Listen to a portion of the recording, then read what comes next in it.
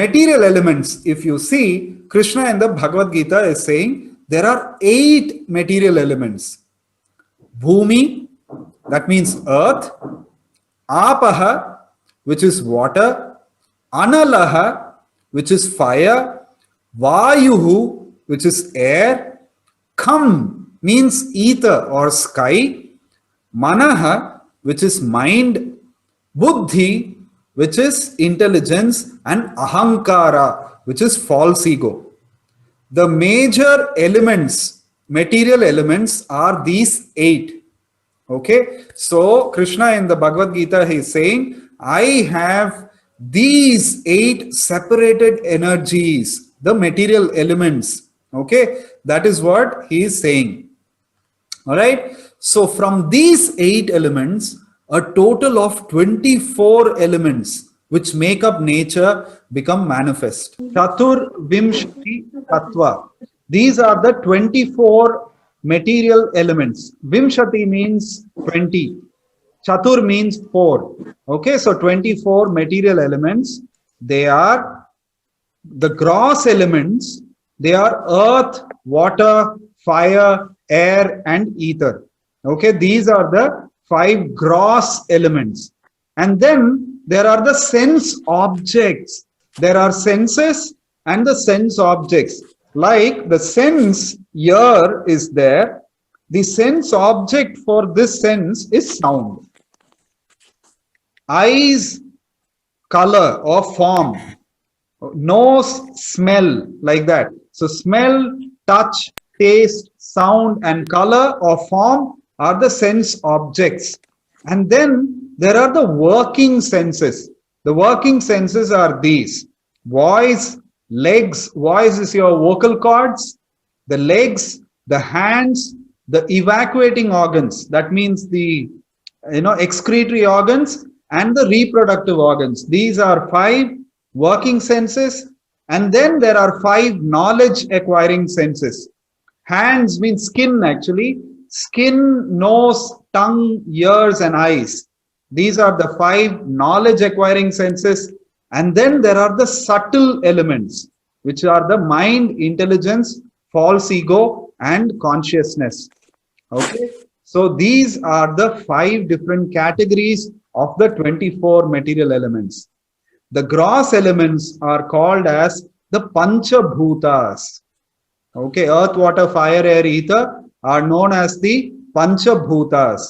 Sense objects are known as Indriya Vastu. The working senses are known as Karma Indriyas. Indriyas means senses, Karma means work. They are the working senses, Karmendriyas or Karma Indriyas. The knowledge acquiring senses are known as Jnanendriyas or Jnana Indriyas. They help you to acquire knowledge. And the subtle elements are known as the Sukshma Sharira, the gross elements and the subtle elements.